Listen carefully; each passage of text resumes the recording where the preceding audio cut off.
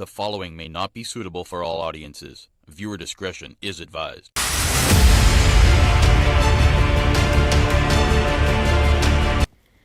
Fisherman recounts harrowing hijacking at sea. When fisherman Clinton Lochan and his brother Dennis were hijacked and forced overboard on Sunday night while fishing in the Gulf of Paria, he did not think they would make it home alive.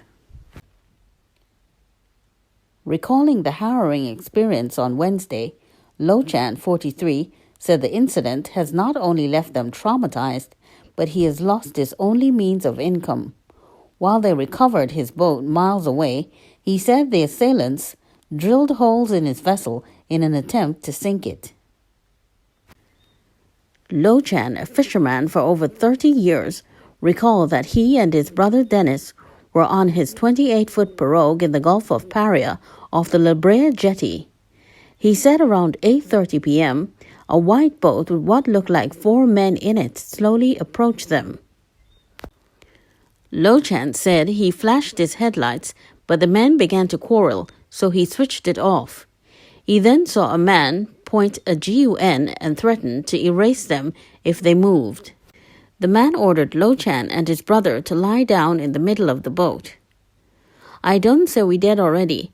I tell my brother that. I say we dead already. If we live, we lucky," he recalled. But the assailants ordered them to put on their life jackets. "My brother, he run up on the bow and took the life jackets, and by the time he coming back down, the man find he taking too long. He say, 'Do fast before I erase all you.' We jumped off with the life jackets in our hands, and when we in the water, we fought to put them on. The armed men then cut their fishing line, but Lochan said as they were swimming away, the men steered both vessels in their direction and almost ran over them. We had to let go of the life jackets and sink for the boat to pass over the two of us, the two vessels." He said the vessels then continued in the direction of Point Lisas. Lochan said he and his brother swam for what felt like 4 hours, but according to the police report, they got to the station around 10:30 p.m.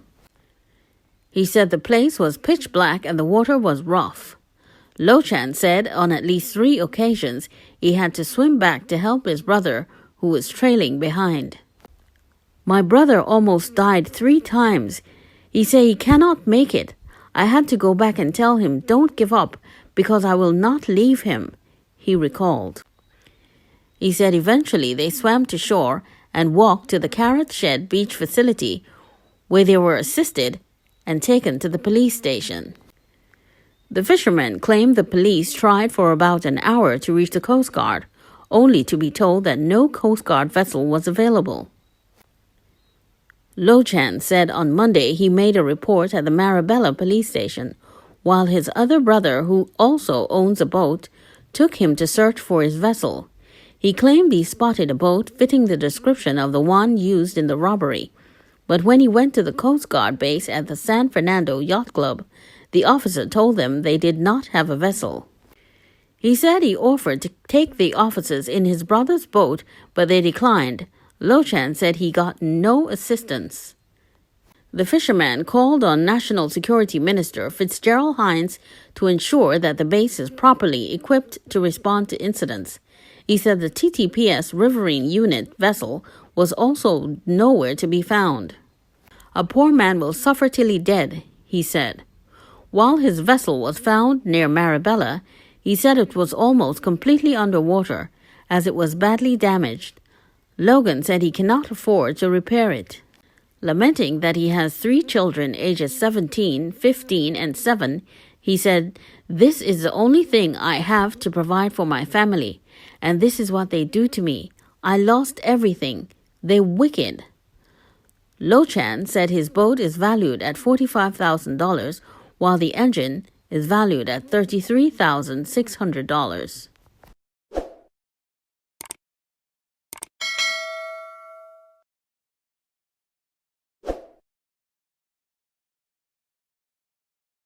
Teenage survivor traumatized by incident which left him injured and his friends deceased.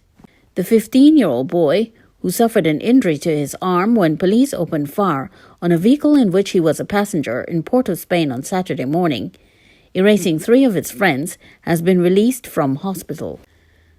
The boy's mother said he was physically okay, but the incident had left him severely traumatized. She said her son has not been charged with any offense in relation to the incident.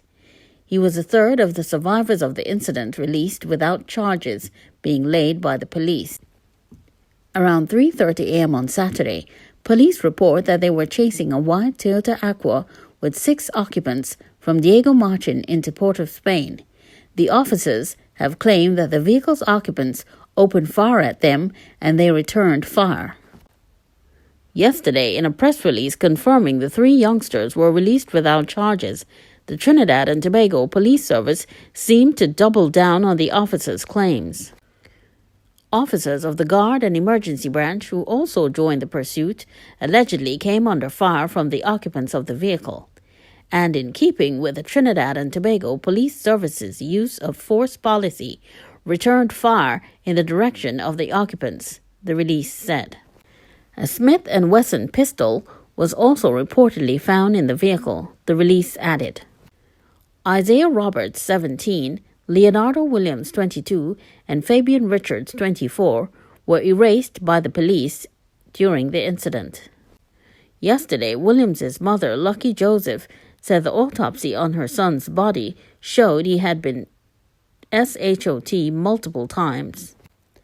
The cause of death on his death certificate stated multiple gunshot injuries to back, right buttock, and right forearm. The 15-year-old was shot once in the arm and taken to the Port of Spain General Hospital where he was warded under police guard. The other men in the vehicle, who were initially placed in police custody at 2 different police stations, were also released without charge on Monday night. Their release came hours after dozens of residents from Beetham Gardens, Celots, and East Port of Spain blocked roads leading in and out of the capital city in protest of their deaths. The protest caused gridlock traffic for several hours and caused police to turn motorists away from entering the city. The Solid Waste Management Company Limited's transfer station in Celots, where hundreds of used tires were stored for shredding, was also set alight by protesters.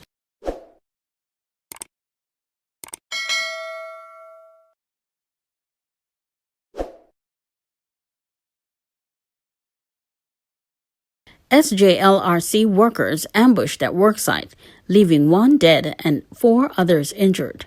Days after 4 Santa Cruz men were erased at Damiens Bay, Maracas on July 2nd, a Barataria man has been erased in Santa Cruz. Sashali Ryan was erased at Honolulu Road around 9 a.m. on Wednesday. An employee of the San Juan Laventil Regional Corporation, Ryan was among 3 people who was shot by an unknown assailant as they changed clothes and packed away their tools following the morning's work. The father of 2 boys, ages 10 and 12, died at the scene, while 1 man was shot in the hip and another in the finger. The injured men were taken to the Port of Spain General Hospital, where they were both treated. 1 man was said to be still hospitalized, while the other was discharged. Ryan's relatives were at the scene yesterday but declined to speak. However, residents described the victim as a quiet, respectable young man. One woman who requested anonymity said she had just left home to get a taxi to head to work when she heard the explosions and ran back home. Contacted about the incident, SJLRC Chairman Anthony Roberts said, "I can confirm 3 employees got shot and 1 died." Asked if this latest development would impact the SJLRC's operations in the Santa Cruz community, or if security would now be assigned to teams as they perform their duties outdoors, he said, "Whenever we have that situation, it is not new to us. What we do is call the team together and provide counseling." He added, "We cannot provide security for the workers. It is a national issue, and it is a police matter." Ryan's wife, meanwhile, said he was her best friend, intelligent and kind to everyone he met. She said he did bartering as a side hustle, but never charged children. Referring to the incident, she said Ryan reportedly leaned over to shield an elderly man from being shot, and as the assailants fled, his co-workers placed him in the tray of the corporation's truck to take him to hospital, but were unable to proceed as the tires had been slashed. Other relatives said Ryan had always been a quiet person who kept to himself. They believed that he was not the intended target, and it was a matter of being in the wrong place at the wrong time.